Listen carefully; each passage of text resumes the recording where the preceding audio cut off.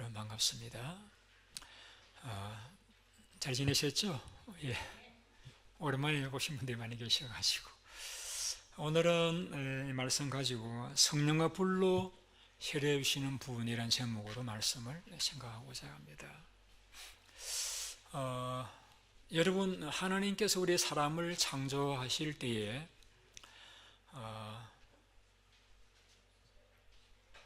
하나님께서는 우리 사람만 창조하시고 내버려 두시는 것이 아니라 우리 사람 마음 속에 들어오셔서 함께 계시기를 원하셨습니다.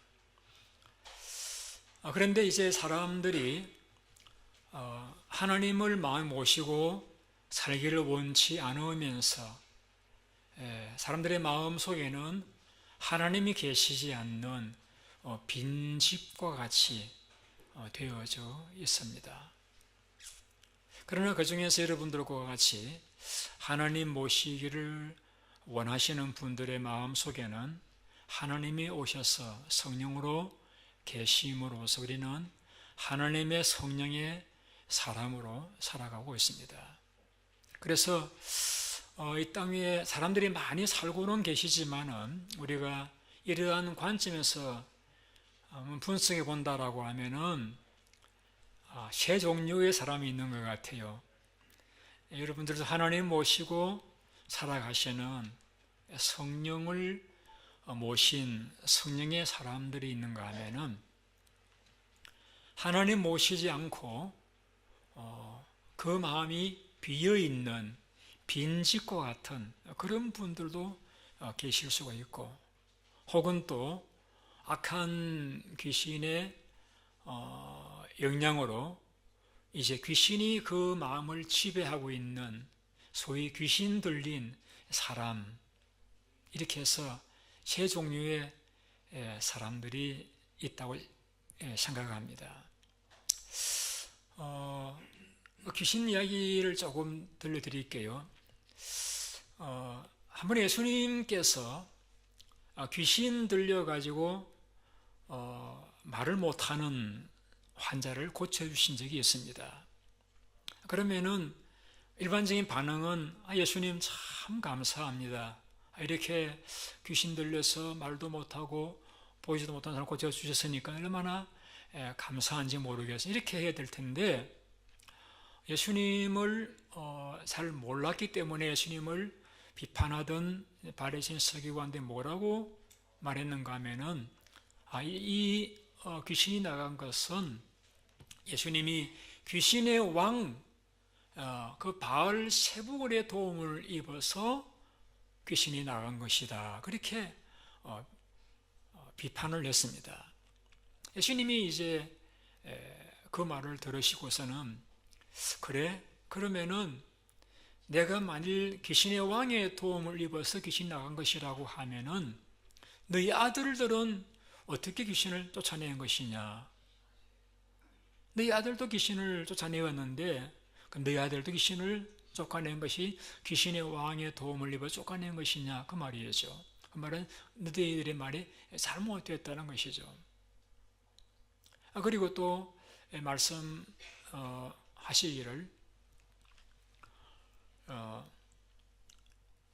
그 집안에 사람이 있어도 더 강한 강도와 같은 사람이 들어오면은 그 집안 사람들을 압제하고 재산을 강탈해 나가는 것 같이 이 귀신 들린 사람에게서 귀신이 나갔다라고 하는 것은 이 귀신보다 강한 이가 왔다는 이야기라고 하시면서 그것은 곧 하나님의 나라가 너에게 임했다, 그래서 귀신이 나갔다라는 사실을 말씀으로 가르쳐 주셨습니다.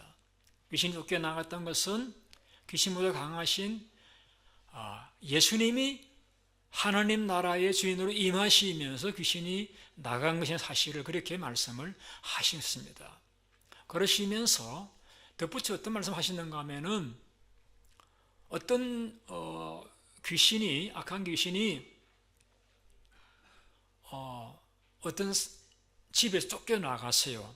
그 집이라는 건 사람을 이야기하는 것인데 집에 쫓겨나갔어요.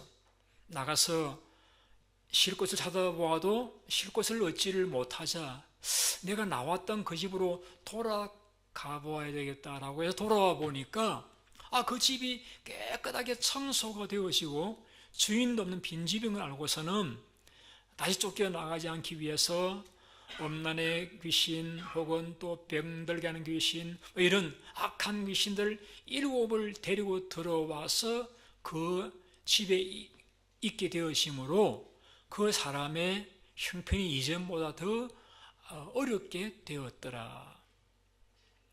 이 시대가 그와 같이 될 것이다. 그런 말씀을 하셨습니다.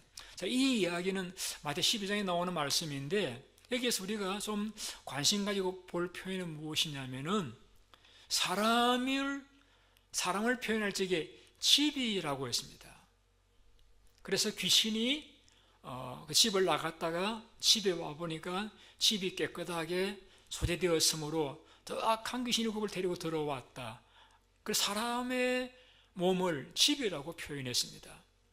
여러분, 저는 이 이야기를 읽으면서 어떤 생각이 들었는가 하면은 여러분들 같이 이미 예수를 믿는 분들에게는 크게 걱정할 부분은 아니지만은 만일에 우리 가운데 아직도 예수님을 모시지 않은 채 지내시는 분이 계신다라고 하면은 그분의 상태를 우리가 예수님의 말씀을 언급해서 표현한다라고 하면은 주인 없는 빈집과 같다. 그렇게 이야기하죠. 주인 없는 빈집과 같다. 여러분, 그 집에 주인이 있느냐 없느냐에 따라서 집이 달라집니다, 여러분. 빈집에는 도둑이 들어올 수도 있고요. 또 주인도 아니면서 들어와서 주인 행세하는 이상한 사람이 들어올 수도 있는 거예요. 그런데 제가 우려하는 부분은 뭐냐면은 만일에 우리 가운데 어떤 분일지라도 하나님이 우리의 마음에 들어와 계셔서 우리를 다스리시고 계셔야 되는데 하나님을 어떤 이유에서든지 모시지 않은 채 있다라고 하면은 그 분의 경우는 성경에 비추어본다라고 하면은 주인이 없는 빈집과 같다는 것이죠. 빈집과 같다는 이야기는 어떤 의미냐면은 그 사람의 마음 속에 악한 것들이 더 악한 것 7을 데리고 들어왔다는 것과 같이 악한 것들이 들어올 수가 있다는 거예요.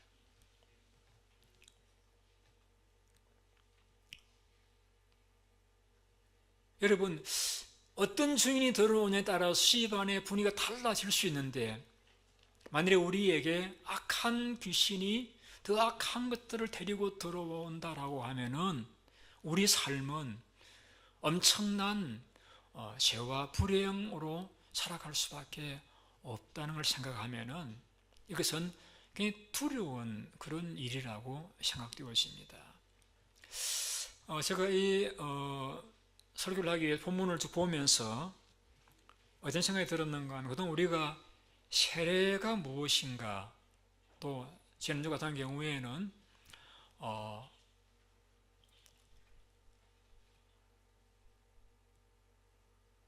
우리가 죄를 회개하는데 그냥 단순히 회개하는 데서 그치지 않고 다시 그 죄를 반복하지 않기 위해서 어떻게 해야 되느냐 하는 부분에 대해서 회개 열매에 대해서 말씀을 드렸습니다. 그래서 대부분의 예수를 믿는 저 여러분들은 이미 그 집이 깨끗하게 청소가 되어졌다고 생각을 합니다. 그리고 제가 믿건대는 대부분의 분들은 예수님을 내 인생의 새로운 주인으로 모셔드렸다고 그래서 저는 그렇게 확신하고 있습니다. 그런데 우리가 살아가며 늘 경험하는 일들이지만은 깨끗한 곳에 주인을 모시지 못한 채 비어 있다라고 하면 앞서 말씀드린 것처럼 악한 것이 들어올 수가 있다는 거예요. 그래서 저는 여러분들의 예수를 믿으시고 이미 그 영이 깨끗해졌다고 믿는데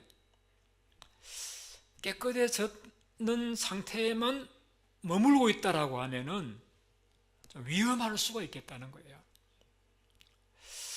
그럼 어떻게 해야 되느냐? 그 깨끗한 마음 속에 하나님을 모시긴 했는데 어떤 분은 모시지 않는 분도 계시지만은 하나님 모시긴 했는데 충만한 상태 되지 못한 채 지내신다라고 하면은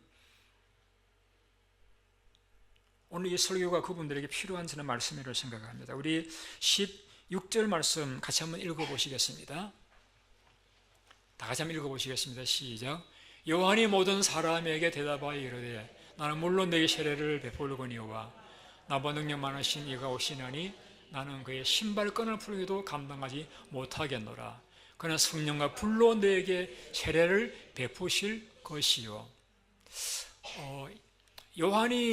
세례 요한이 등장을 했을 때에 많은 사람들이 이제 굉장히 충격을 받았죠. 왜냐하면은 회개하지 아니하면은 심판의 도끼가 나무 뿌리에 놓였다고 말씀을 하시면서 회개를 종용을 했었는데 그 세례 요한의 옷차림도 약태털 옷을 입고 먹는 것도 메뚜기와 석청을 먹고 이런 보통 사람과 다른 삶을 살아가고 확신을 가지고 회개하라 천국이 가까웠다고 전하자 수많은 사람들이 영향을 받고 와서 세례를 받기 시작했습니다. 그러자 예루살렘에서 조사위원회가 파송이 되었습니다. 파송되어서 질문한 것이 무엇이냐면은 당신 누구냐? 당신이 메시아냐? 아니다. 선지자냐? 아니다. 그러면은 구약 약속한 엘리야냐? 아니다. 당신 누구냐? 무슨 권한으로 세례를 베푸느냐? 나는 광야에 외치는 자의 소리다. 나는 구약에 약속한 그 메시아의 신발끈을 풀 만한 자격도 못 되는 사람이다. 이제 메시아가 오실 텐데 그분은 어떤 분이냐라고 말하면서 예수님을 어떻게 소개하고 있는가 하면은 그는 성령과 불로 세례를 베푸실 분이다. 그래서 여기서 요한이 예수님을 소개하면서 성령과 불로 세례를 베푸실 분으로 소개하고 있습니다. 그래서 오늘 저는 여러분들에게 짧은 30분 안에 성령과 불로 세례를 베푸실 분, 그분에 대해서 좀 제가 말씀을 드리려고 합니다. 왜냐하면은 성령과 불로 세례를 베푸신다는 말씀은 우리 속에 성령 하나님이 들어와 좌정하신다는 말씀이기 때문입니다. 요한복음에 보면은 예수님이 이렇게 말씀한 적이 있습니다. 내가 아버지께 기도할 것인데 그럼 아버지께서 너희에게 다른 보혜사를 보내주실 것인데 그분은 너희 속에 계실 것이다. 예수님이 요한이 약속했던 예수님이 오셔서 우리에게 성령으로 세례를 베푸실 그분에 대해서 예수님 말씀하시기를 그분이 하나님으로부터 보냄받아서 너희 속에 들어오겠다고 했습니다. 그래 우리 오늘 사람들의 마음 속에 성령 하나님이 들어오신다는 거예요. 들어오실 때 그럼 뭘 하시느냐? 들어오셔서 예수님이 어떤 분이신지를 깨닫게 해주시는 것입니다. 왜 예수님이 돌아가셨는지, 어떻게 부활할 수 있으셨는지, 왜 예수를 믿으시는 것이 중요한지 그 대속의 교리를 예수님을 더 깊이 깨닫게 주시는 일을 첫째는 하신다는 겁니다. 여러분 예수님을 아십니까? 여러분 마음속에 예수님이 계시다는 증거를 자신 있게 말씀할 수 있습니까? 한 번은 요한 웨슬리 목사님이 철저하게 하나님을 섬기는 삶을 살기 위해서 옥스퍼드 대학을 다니는 동안에 홀리 클럽을 만들어서 열심히 활동하다 그것도 또 부족해서 미국 선교하기 위해서 왔다가 그는 어떤 모라비안 지도자와 대화를 나누게 되었습니다. 그분이 이렇게 물었습니다. 당신은 당신 안에 예수의 증거를 가지고 있습니까?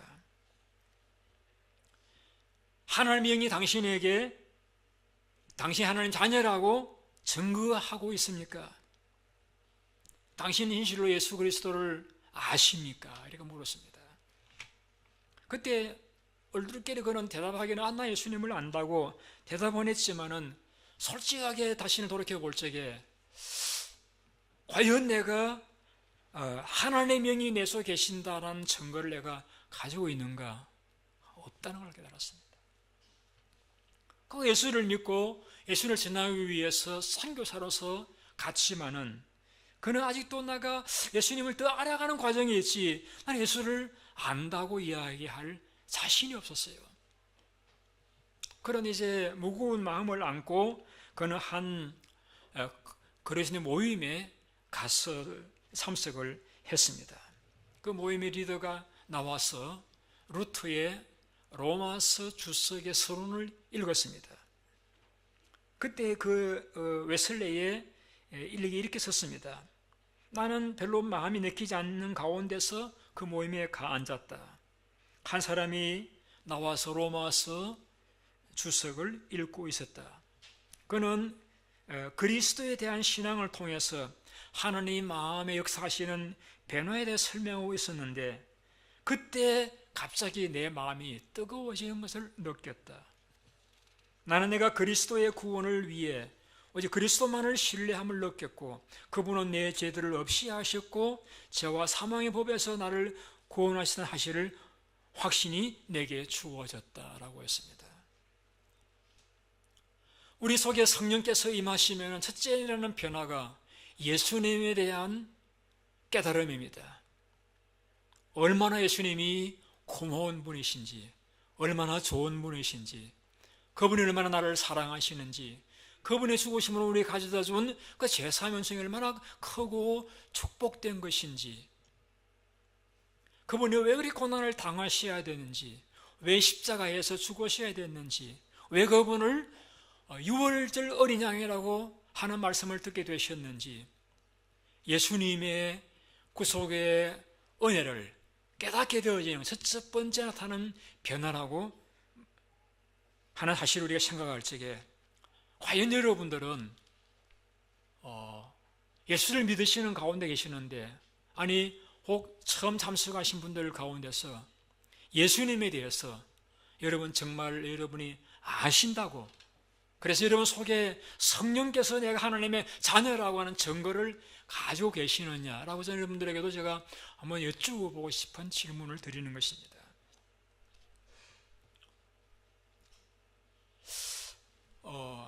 예수님의 성령으로 우리 속에 들어오시게 되어지면 나타나는 두 번째 변화는 무엇이냐면은 하나님 말씀이 들려집니다.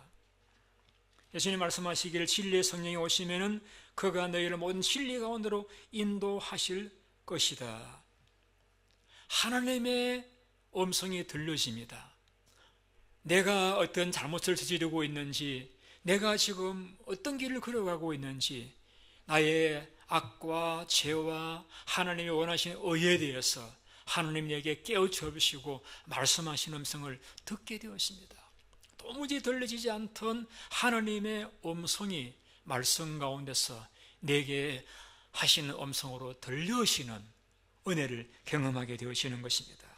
이렇게 말씀했습니다. 주님께서 그가 성령을 너에게 보내시리니 그가 와서 죄에 대하여 의에 대하여 심판에 대하여 세상을 책망하시리라. 그래서 하나님이 두려워져요. 하나님의 음성을 깨달으면서 다시 내 죄를 회개하게 되어지고 하나님 앞에 반성하는 그러한 변화를 경험하게 되어지는 것입니다. 세 번째 우리 속에 성령이 마시 나타나는 변화는 우리가 점점 인격이 변화되어져 갑니다. 그걸 성경은 성령의 열매라고 표현하고 있습니다.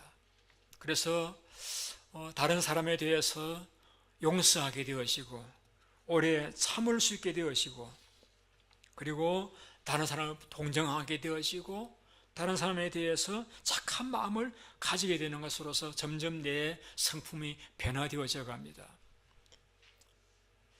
뿐만 아니라 내 개인적으로도 변화를 경험합니다. 내 마음속에 하나님 사랑이 느껴지고 그 사랑이 정말 고맙고 감사해서 더 이상 다른 것 없어도 나는 행복한, 기쁜, 그 솟아나오는 기쁨을 경험하게 되어집니다. 그리고 마음의 깊은 평강을 경험하면서 모든 사랑과 평화의 관계를 가지며 살아갈 수 있게 되어집니다.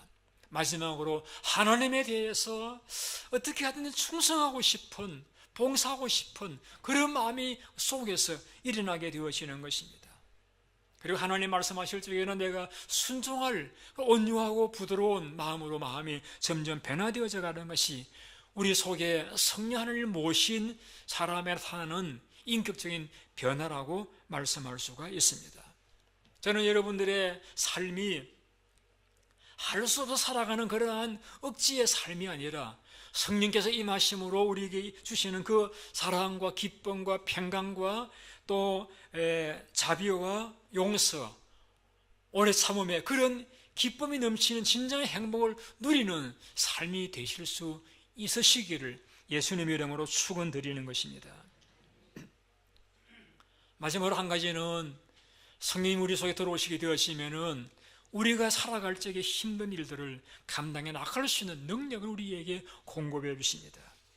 그래서 우리에게 기도할 수 있는 능력, 또 하나님 말씀을 깨달을 수 있는 능력, 또 말씀을 설교할 수 있는 능력, 병 고칠 수 있는 능력, 귀신을 쫓아낼 수 있는 능력, 혹은 큰일을 행할 수 있는 믿음의 능력을 주셔서 우리가 능력 있는 어려움을 이겨나갈 수 있는 자신의 모든 제 속성들을 통제할 수 있는 그런 삶을 살아가게 되어지는 것입니다. 앞서 말씀드렸던 그 웨슬레는 이제 그가 성령을 체험한 이후에 그는 1년에 1,000번의 설교를 하고 그가 평생 25만 마일을 다니면서 복음을 전하고 300여권의 책을 쓰고 수많은 교회와 병원과 학교와 고아원을 세우는 그런 능력 있는 삶을 살아갈 수 있었던 것은 그에게 성령께서 임하셨기 때문입니다. 그래서 사울사람이 만약 이렇게 이야기했습니다. 죄인들이 회개하지 않는 것이 죄이듯이 그리스도인이 성령으로 충만하지 않는 것은 죄라고 했습니다. 오늘 세례 요한은 예수님을 소개하면서 그는 성령과 불로 우리에게 세례를 베푸실 분이라고 소개했습니다. 예수님, 여러분 사랑하는 예수님을 우리가 의지하고 살아가면은 그분이 우리에게 큰 선물을 주시는데 그 선물은 성령 하나님이 우리에게 오시는 것입니다. 그래서 우리의 삶이 능력 있는 감사가 넘치는 거룩한 또 힘 있는 또 기도에 뜨거운 그리고 찬송할 때 감격이 넘치는 그런 불안해하지 않고 약하여지지 않고 강한 그런 삶을 살아갈 수 있는 그런 삶으로 살아갈 수 우리를 축복해 주신다는 것입니다. 그러면 결론적으로 여러분들에게 제가 드리고 싶은 말씀은 이건 약속입니다. 그는 우리에게 성령 불로 세례를 주실 것이라고 말씀을 하신 것은 세례 요한의 예수님에 대한 예언의 말씀이죠. 그런데 이것을 사도행전에서는 다시 반복되어지는 것을 읽어보게 되었습니다. 예수님이 승천하시기 전에 사도와 함께 모였을 적에 그들이 이렇게 말씀하십니다. 예루살렘을 떠나지 말고 내 아버지 약속하신 것을 기다리라. 요한은 물로 세례를 베풀었으나 너희는 맨날에 못되어 성령으로 세례를 받으리라. 똑같은 말씀하셨습니다. 예루살렘 떠나지 말고 기다리라. 기다리라는 말씀은 약속을 사모하라, 약속을 기대하라는 것이죠. 그러면은 요한은 물로 세례를 베풀어서 너희들은 맨날 못되어 성령으로 세례를 받을 것이다 약속했습니다. 이것은 비단 예수님의 약속만이 아니라 일제 구약시대 요엘이 하신 약속이기도 합니다. 하나님께서 요엘을 통해 이렇게 약속했습니다. 내가 내 영을 모든 육체에 부어주리니 내 자녀들은 예언할 것이요 젊은이들은 환상을 보고 늙은이들은 꿈을 꾸리라. 그때 내가 내 영을 내 남종과 여종들에게 부어주리니 그들이 예언할 것이요. 하늘 약속입니다. 내 영을 모 육체에게 부어 줄 것이다. 예수님 약속입니다. 맨날 못되어 성령의 세례를 받을 것이다. 여러분, 약속이란 게 뭡니까? 내가 예를 들면은 빌 돈을 갚겠다 약속을 했으면은 상대방이 달라고 하지 않아도 그 정한 날짜에 주는 것이 약속한 자의 자연스러운 행동입니다. 요일을 통해 하나님이 성령 기름 부으심을 약속했습니다. 세례 요한을 통해서 성령의 세례를 약속했습니다. 예수님께서 성령의 세례를 약속했습니다. 그러면 우리는 가만히 있어도 세례가 임해야 되잖아요. 그런데 하나님의 뜻은, 그 약속은 기다리는 자에게 임한다라고 합니다. 이 기다리는 자라는 말씀은 다른 말로 기도하는 자에게 임한다는 것을 말씀을 했습니다. 이 말씀을 듣고 사도들을 포함한 성도 120명이 마가의 다락방에서 오로지 기도에 힘썼다고 말씀하고 있습니다. 사도행 1장 14절에 보시게 되면은 마음을 같이 오로지 기도에 힘썼다라고 했습니다. 그때 모인 무리의 수가 약 120명이라고 했습니다. 여러분, 한번 질문 드릴게요. 예수님 성천하실 때에 모였던 무리가 몇 명이었죠?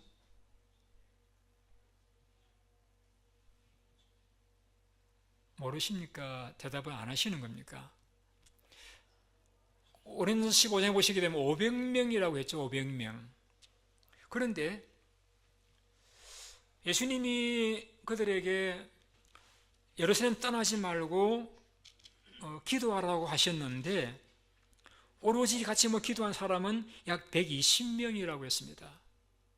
저는 이 말씀을 보면서 뭘 느꼈는가 하면은, 여러분, 500명은 예수님의 부활을 목격한 사람들이에요. 500명은 예수님으로부터 직접 성령의 세례를 기다리라고 하는 명령을 받은 사람들이에요. 그런데 왜 기도할 때는 120명밖에 없었을까? 이걸 보면서 제 느낌이 맞는지는 모르지만은, 기도하는 일에도 하나님의 은혜가 필요하구나.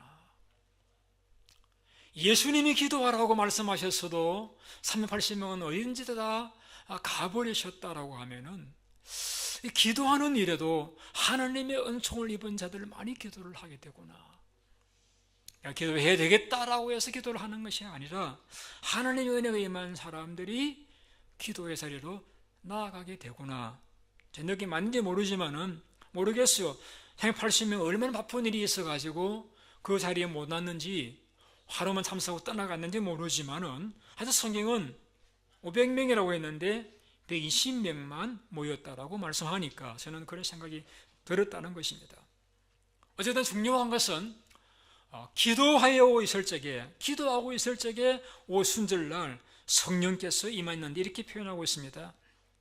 오순절날 그들이 한 곳에 모였는데 홀리 하늘로부터 급하고 강한 바람과 소리가 있어 그들 앞에 온 집에 가득하며 불의 혀처럼 갈라지는 것들이 그들에게 보여 각상 위에 하나씩 임하였더니 그들이 다 성령의 충만함을 받고 성령이 말하게 하심을 따라서 다른 방언으로 말하기를 시작하니라.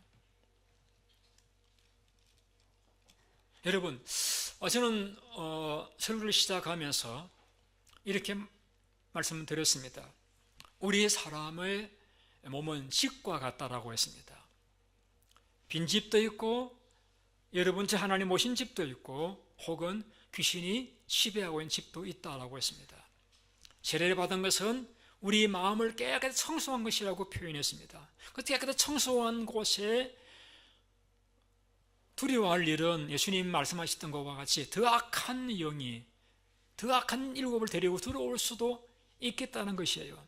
그럼 그들이 우리의 영을 장악하기 전에 제가 희망하는 것은 무엇이냐면은 악한 것들이 우리의 영을 들어와 주인 노릇하고 지배하기 전에 이미 우리의 죄를 다 해결해 주신 그 주님이 성령으로 먼저 우리 속에 들어오시도록 해야 하지 않겠느냐는 이야기죠.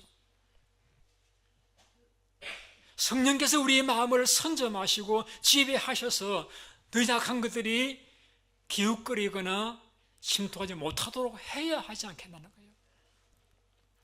그래서 세례 요한은 예수님을 소개하면서 그분은 우리에게 불과 성령으로 세례를 베푸실 분은 말씀하셨고, 예수님께서도 너희가 여러분 떠나지 말고 기다리라 그리하면 성령 세례를 받을 것이라 약속하셨고, 기다리는 건 그들은 세례를 받고 성령의 충만함을 체험하셨다라고 하면은, 오늘 저와 여러분들도, 예수님 믿는 저와 여러분들도 베드로가 예수님을 고백하기를 주는 그리스도 고백했으면서도 성령 충만을 경험하지 못했던 그도까지라도 기도할 때에 충만을 받았다라고 하면은, 오늘 예수를 믿는 저와 여러분들도 예수님 명령을 따라서 하나님 앞에 성령 세례를 사모하면서, 충만을 사모하면서 기도해야 하지 않겠느냐는 이야기입니다.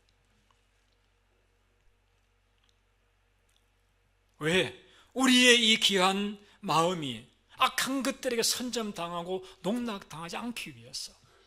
왜? 우리의 마음에 성령이 임하심으로 이제 우리는 예수님을 더 깊이 알아가면서 우리의 마음도 변화되어져 가고 우리가 능력을 받아서 하나님을 위해 살아갈 수 있기 위해서 성령의 충만함을 사모하고 성령 세례를 우리가 기도해야 하지 않겠느냐는 이야기입니다.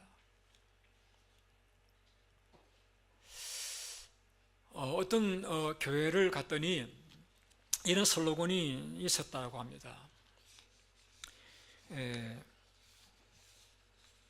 부모의 새벽기도 자녀의 평생 축복, 자녀의 새벽기도 부모의 노후 대책, 아내의 새벽기도 남편의 영적 성공. 좋아요. 우리가 기도하러 하나님의 집에 나와왔는데 우리가 필요한 여러 가지 제목을 기도할 수 있어요. 그건 필요한 일이라고 생각을 합니다. 그런데 여러분, 예수님께서는 이렇게 우리에게 가르쳐 주셨습니다. 너희는 먼저 그의 나라를 위해 기도하라고 했습니다. 이 나라라고 하는 것은 하나님이 다스리신 통치를 말씀하는 것이라고 말씀드렸죠. 우리의 마음속에 하나님 다스리신 나라가 이루어지도록, 우리 가정과 교회에 하나님 다스리신 나라가 이루어지도록 이 나라와 이 세계 위에 하나님 나라가 이루어지고 확장되기를 위해 기도하라고 했습니다. 그렇다라고 우리가 이 땅 위에서 행복도 재물도 건강도 다 필요한 부분이지만은 예수님이 가르쳐주신 그 말씀을 따라서 내 마음속에 하나님의 통치가 이루어지도록 내 가정과 자녀들과 우리 교회 하나님 나라가 이루어지기를 위해 우리도 기도해야 하겠다는 것이죠. 여러분, 우리는 가장 중요한 것을 아뢰입니다. 여러분, 우리가 하나님 앞에 아뢰할 수 있는 가장 중요한 것이 있다라고 하는 그것은 무엇이냐면 성령의 충만함입니다. 성령님, 내 마음속에 오늘도 오시옵소서. 그래서 내 마음을 주님 다스려 달라고, 더 이상 내가 죄의 지배를 받으며 살아가는 삶이 아니라 죄와 단절된 삶, 제가 싫은 삶, 깨끗한 게 좋은 삶, 예수님이 좋은 삶, 하나님 뜻대로 살고 싶은 그러한 마음의 욕구가 일어나는 그런 삶을 살아갈 수 있도록 주님, 오늘도 내게 성령의 충만함을 주시옵소서. 여러분, 저도 목사입니다. 저도 그리스도인입니다. 어제 충만했지만 오늘도 충만하지 않을 때도 있습니다. 그래서 하나님 앞에 엎드립니다. 하나님이 오늘도 제게 성령의 충만함을 주시옵소서. 왜? 그 충만함이 아니고서는 내 본능과 내 의지로서는 죄를 이길 수 없어요. 사명을 감당할 수 없어요. 사역을 감당할 수 없는 것을 알기 때문에 하나님 앞에 약속을 붙잡고 하나님 앞에 기도한, 하나님, 신의 약속했던 그 성령의 충만함을 내게 허락하여 주옵소서. 나로 강하게 하시고 지혜롭게 하시고 새롭게 하시고 능력 있게 하시고 나를 위로하시며 나를 변호해 주시고 나를 인도해 주시고 나를 도와주옵소서. 그래서 나의 남은 생애는 예수 그리스도를 증거하면서 그분의 선하심과 인자심을 증거하며 살아갈 수 있는 삶이 되게 해달라고 날마다 하나님 앞에 엎드리는 삶을 살아가고 있습니다. 말씀을 마치고자 합니다.